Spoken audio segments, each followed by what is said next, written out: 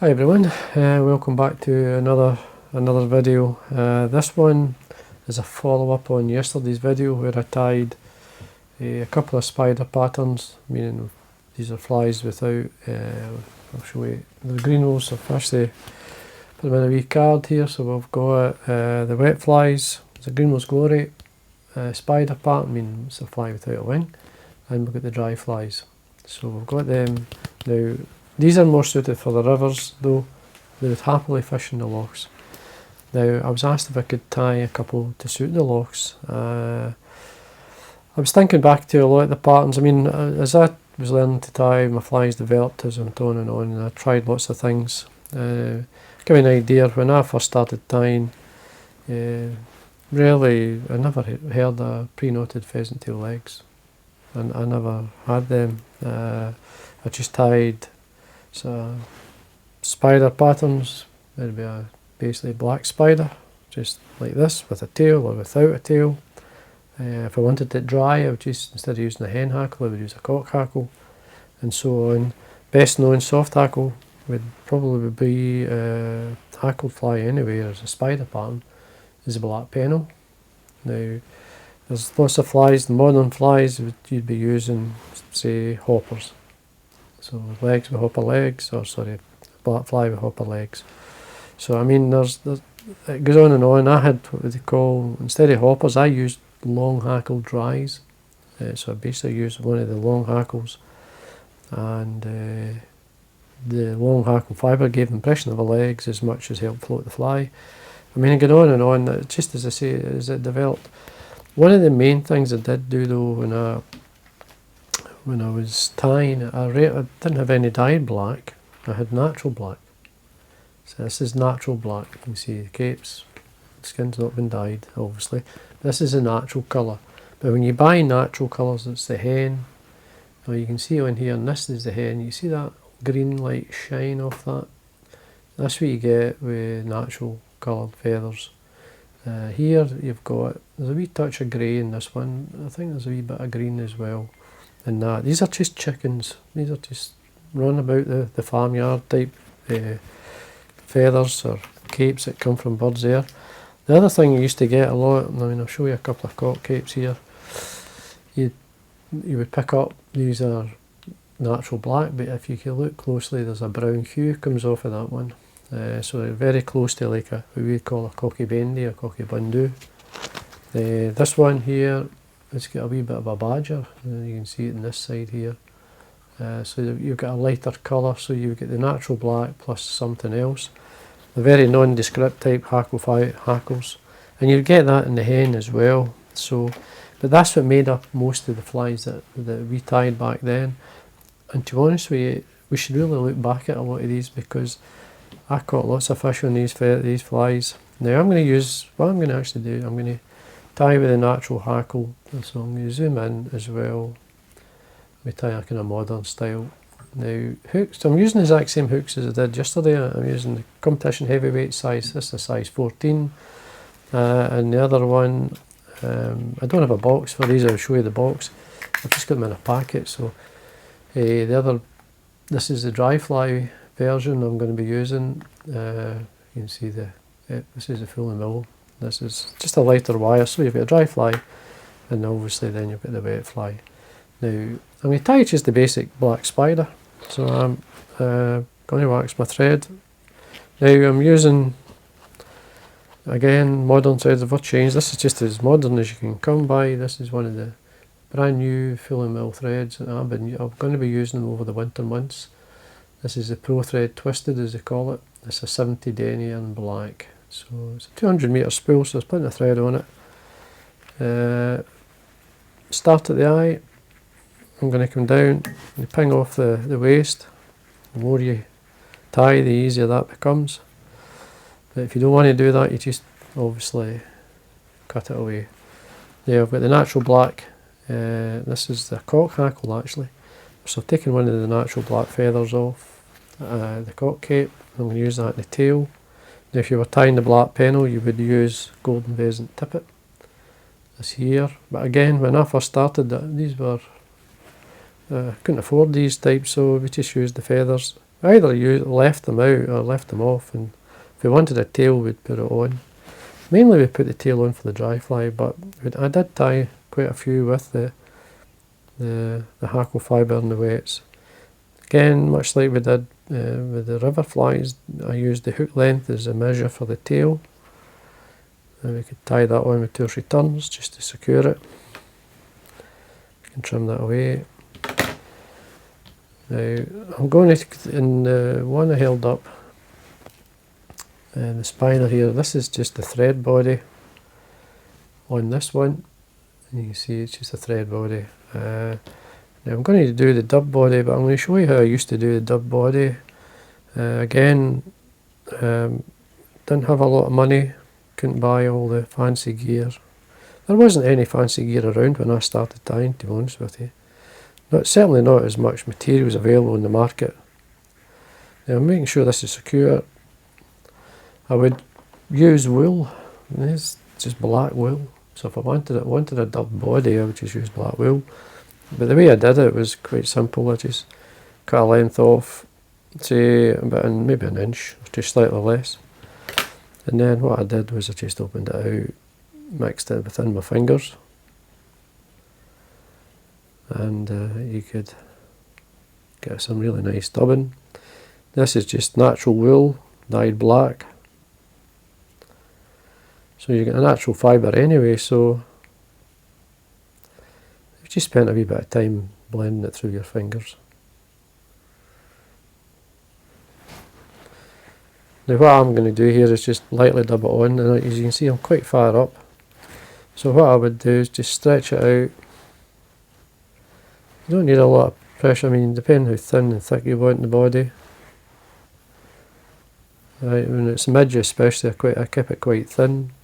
So I would go down, come back up. And I would do this with floss as well. It's a good way of getting a nice smooth floss body if you're using floss. I would catch in at the top, wind it down, and come back up. So I'd get a taper. So then I would do that, and then I would rib it with this is a flat tinsel. Tinsels were easy to get when I first started tying because it was very popular. It's proper tinsels I'm talking about, actually tin. Now they're mylarly, they're made of plastic. Anyway, we'll just bend and break away the tinsel. And you see you get a nice dub body version, nice and light. Obviously other flies, like when we get peacock herald body, good beetle pattern. And then the hen cape, this is just the wee hen neck, this one. So depending how long you wanted the legs. I liked the feather fibre quite long, to be honest with you. It's just that I had more success on the longer hackle fibre for some reason, or I had more faith in it. Faith is a good thing in fly tying. If you've got faith in the fly fishing anyway, if you've got faith in the patterns you're using, you're more likely to catch on them. So anyway, what I'm going to do, like any hen hackle, I'm going to tie it in by the tip. Though you could get away with this feather tying it in at the base because it's quite a nice feather. So I'm going to trim it so I leave enough to tie it on. Now waxing the thread at this point gives you a lot more grip. Another thing it does is when you've got a layer of wax thread there, the hackle will sit nice, it's got grip again. So I'm just folding the feather. So the front of the feather facing towards the eye, just work my way down, depending how good the feather is. You could put just little turns, you could put a couple of turns, or you could add a bit more. I usually like a good 3 or 4 turns or more. So we catch this in, 2 or 3 turns. Move your hackle pliers. I usually like to fold it back. And then using the thread, form a small head with it, with your thread.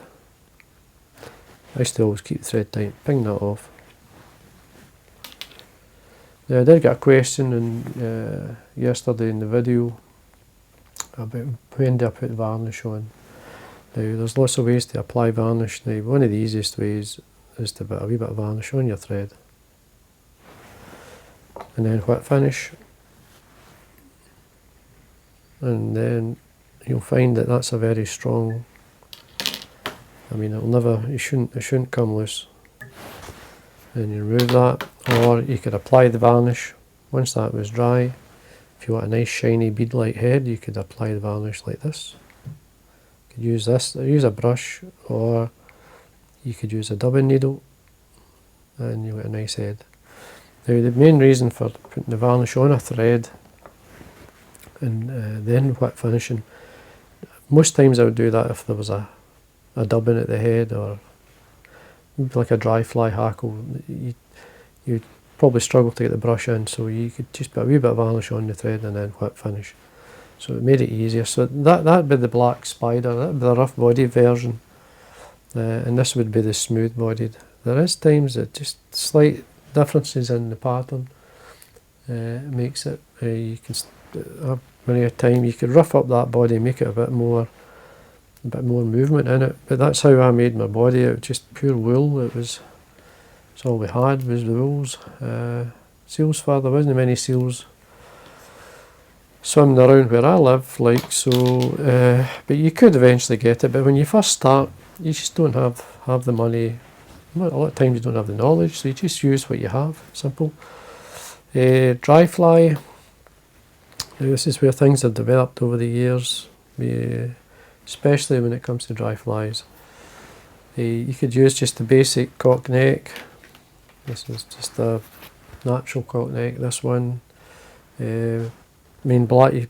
Most people like to use dyed black, but I mean these feathers here worked just as well. I mean they'll float a dry fly. So what I'm going to do is just tie a hopper. Now actually a lot of the hoppers I tied I like brown legs more than dyed black, so I would use the natural brown pre-knotted leg rather than black, because it was a good blend. It was a nice mix between the brown and the black, and in nature brown black is two of the most sort of seen colours. So anyway, so what I'm going to do here, I'm going to tie a hopper, very basic fly. Again, I'm just going to use the tinsel as a rib, just a small tinsel, in this case silver. And you catch it on the way down to save a wee bit of bulk. And you wind to basically the pointed hook, or just slightly by it. I'm going to use I'm just going to use the black wool. If you tease it out and get it, if you spend a wee bit of time just teasing it away, if you want the fibre, or so breaking up the twisted wool, it'll dub much easier.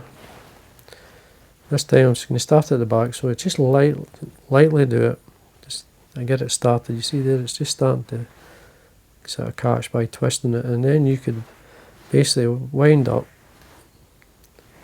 You could tighten it up, you could get a taper. If you want a taper, you could add a wee bit more. You see how easy it is to do that. Now give yourself a good 3 mil or so at the head area for a hackle. And then you want to bring your rib up through. About 5 times is fine. Just at this point I like to stroke back any fibre going forward. Just draw it back with your fingers. Skewer in your rib. Bend and break away your tinsel, or cut it, however you want. Because it's tinsel, I bend and break it usually. So that be your body. Legs, as I say, I loved the brown. It was a great mix. So it's natural pheasant tail. You could get these, and you could spend a bit of time knotting the legs. I spent many an hour sitting knotting legs. So I've got 6 here, so I'm going to put 3. Now you could put them on the underside. I did both, but I mean I liked them because it's a dry fly. Well, I liked them on the side more than anything. To spread the weight of the fly, and the legs sitting out looks better to me. But you tie it to suit yourself. Again, wax on your thread. Come back up. Now I've actually got a saddle. Now this is a modern saddle. And again, I'm actually using, this is a natural black, just to show you what it looks like. So bare the stem, catch this on. Nice base of thread on the area where you want to wind the hackle. Now there's a couple of ways you can wind this on. The way with these modern hackles, you can actually bring it through your fingers and you can bring all the hackle onto one side, and then you wind on that edge, because then you're not trapping any fibres down. And you can encourage that by just following it round. Just work your way down. You can put as much on as you like. Just take your time. Now I'm having an issue here, like just a wee bit steep at that one point. Now if you find that, what you do is just put some thread turns there. That will level it out. Just winding towards the eye. This stem's quite thick on this saddle, so it wants to roll on me. So I'm forcing it to sit the way I want. Now once I get to the eye, I get 3 or 4 turns in. Again, I'm going to fold it back. It secures in the hackle. Put a nice wee head there, and then keeping the thread tight. I usually ping that off. Again, get a nice strong whip finish. A wee bit of varnish on there. Now the way I varnish these, this is, you varnish to suit yourself. There's a wee reservoir of varnish in there, so once I basically tighten up the whip finish, that will seal it. Tighten the knot with my nail there, trim. And because I've been drawing back, I can then lift these out now. So there's the legs.